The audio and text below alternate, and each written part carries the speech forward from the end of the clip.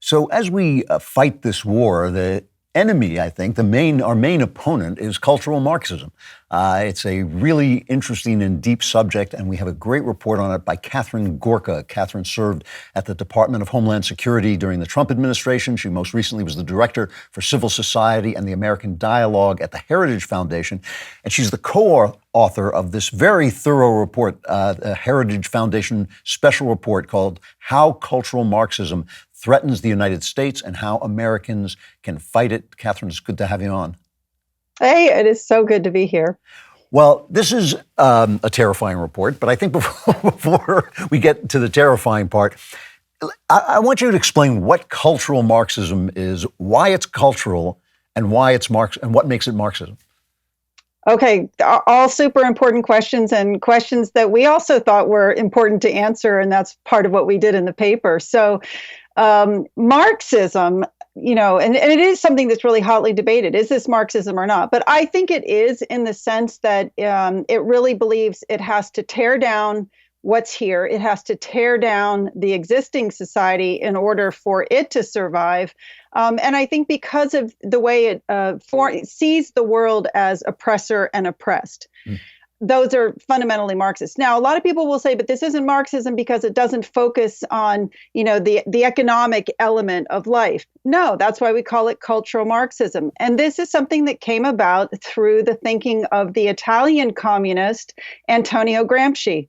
He saw in the 1930s that the workers' revolts that Marx had predicted were not happening in the industrialized societies of the West. They weren't happening in the United States. I mean, yes, communism got a foothold here, but it never really took off, right? And Gramsci saw this in the United States, in Italy, in France, in Germany. And he realized that they are not going to bring about Marxism or communism through a frontal assault of the worker on the middle class. No. We had to have a different strategy, and the strategy was much more subtle. We have to take over the institutions and change the thinking through the institutions. So, in a sense, largely taking over the cultural institutions, the culture, the writing, the literature, the art, Hollywood, educational institutions. And you really saw that transformation here in about 1960. It was sort of a pivotal moment with the emergence of the New Left. And that's when there was this just tremendous explosion of, Marxism, the new Marxism amongst youth and intellectuals. And it kind of moved away from the worker and moved onto the campus. So that's kind of what we're writing about. So, you're talking about what's often called the long march through the institutions. And this is something that I've always wondered about. How intentional was this? I mean, I know that philosophers talked about the need for it and Marxists talk about the need for it, but was there like a meeting somewhere where they also were all going into the universities, or was that just a kind of natural place for them to go?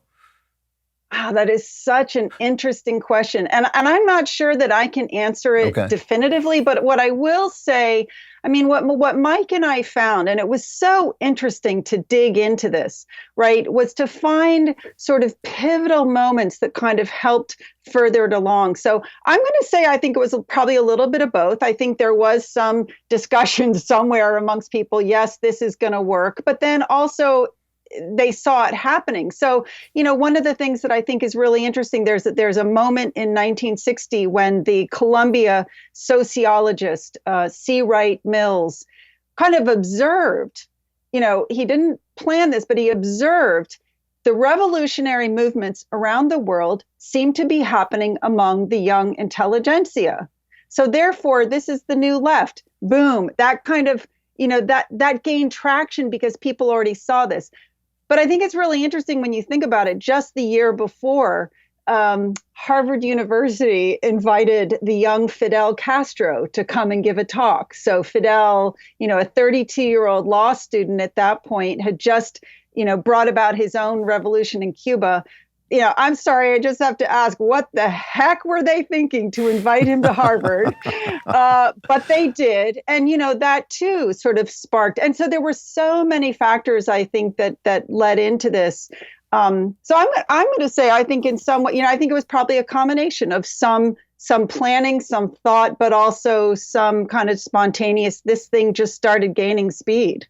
And what exactly is the intention? I mean, when we talk about economic Marxism, we know that the intention is kind of the workers, own the means of production, and that everybody's sort of equal. There's no economic injustice. What is the purpose of cultural Marxism?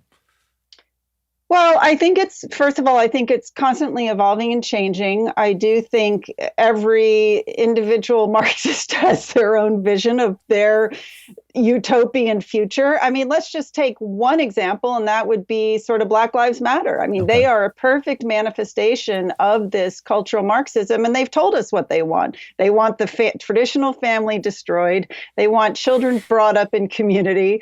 They want basically a reverse power structure. They want to be in power. Or conversely, take another one, the critical race theorists. What do they want? They want to basically do away with the United States as we know it. I think they'd happily see the Constitution go by the wayside. And I think this is what's really interesting about Marxism at all is the very idea that people think they're going to reach some kind of utopian future, whereas those of us who bother to look at history, we know where Marxism goes. Right. And I can guarantee you, all those people that are advocating for cultural Marxism, they will be the first ones to have their heads chopped off. Well, are they so effective? I mean, let's start with schools and the academies and all this. Why is it so? How is it possible, for instance, that all of a sudden, in what seems like 10 minutes, people suddenly believe that a man can turn into a woman? I don't believe that anybody actually thinks that's true. But why are they so effective at selling their bill of goods? Why does critical race theory and anti-family information, anti-American information, why does that catch on so quickly? Well, I don't think it does catch on quickly. I think a part of what's happening is, I think there are many, many factors here. It's intellectuals driving this. I think it's the Soviet Union and China feeding us with disinformation, manipulating, tensions in the culture. But I will say this, I will point to what I think is one of the really significant factors here, and it's our foundations, our big philanthropies. So this was another paper that Mike and I did right after we did this one, and it was really an eye-opener for me. They have been pumping millions, tens of millions of dollars into this for years now. And I think money talks. I think it's really, they've been laying the groundwork. They fund, and it's not just the big foundations, but let's talk about some of the NGOs as well. But I mean, Planned Parenthood with what they fund, and Southern Poverty Law Center with what they fund. It all kind of feeds into this sort of same anti-American narrative. It is interesting as my wife and I look at places to give money. It's very, very hard to find a charity that's not woke and is not promoting a lot of these ideas.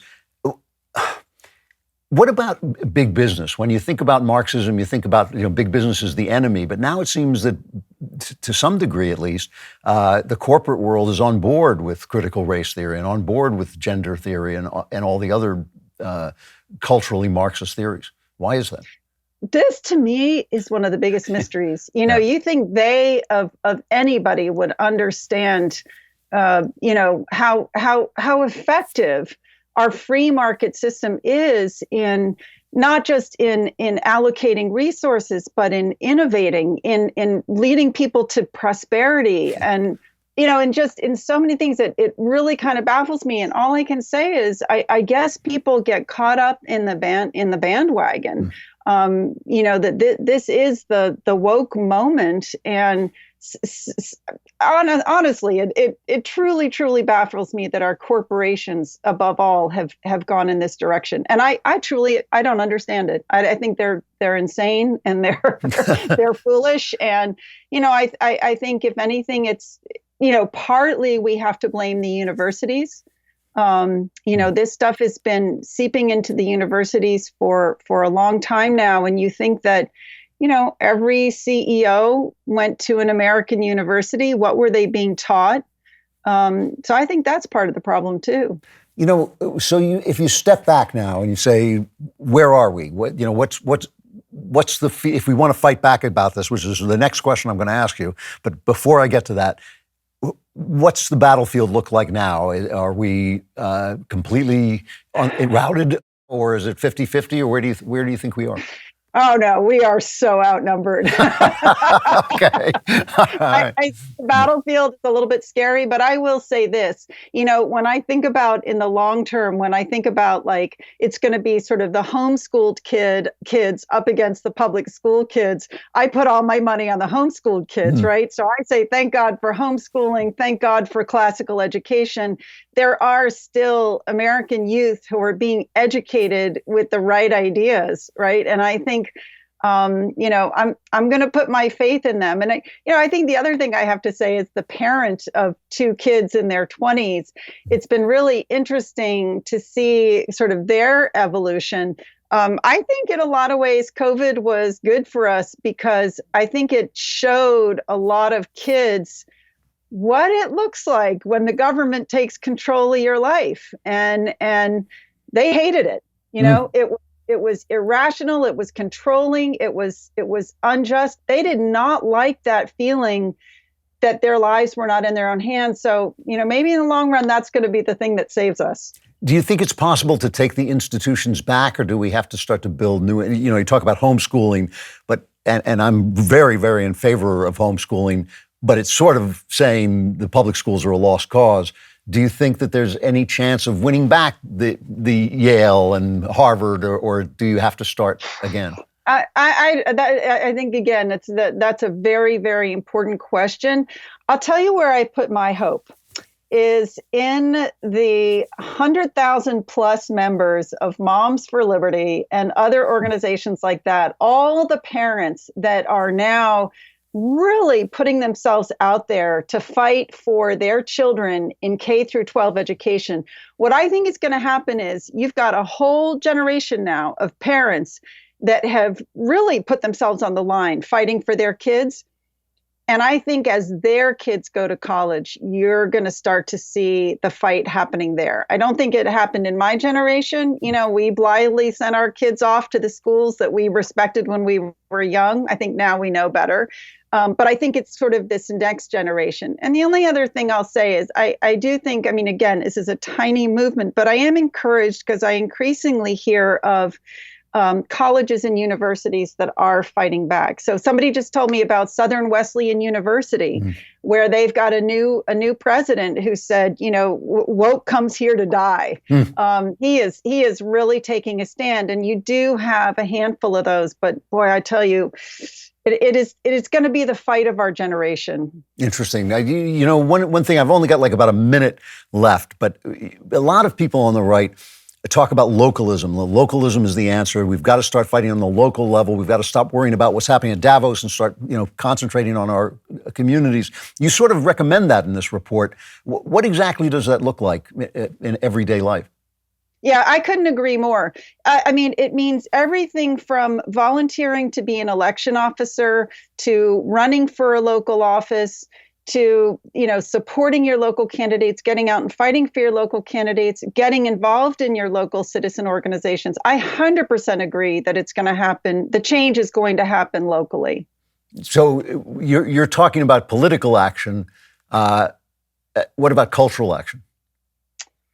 I think that's a tougher one because I still think most of the culture is shaped out there somewhere. It's in Hollywood. I know this is a topic you care passionately about. Our wealthy conservatives have to start funding movies and TV shows to push back against Hollywood. So I think on the cultural level, I see that as that takes big money. It takes big money. Yeah. Katharine Gorka, really nice talking to you. The report is from the Heritage Foundation on Cultural Marxism. As I say, it's not comforting, but it's interesting, and I think we have to know it if we're going to fight back. Thanks very much for coming on. Thanks for having me. For more great content, like and subscribe to The Andrew Klavan Show wherever you get your podcasts.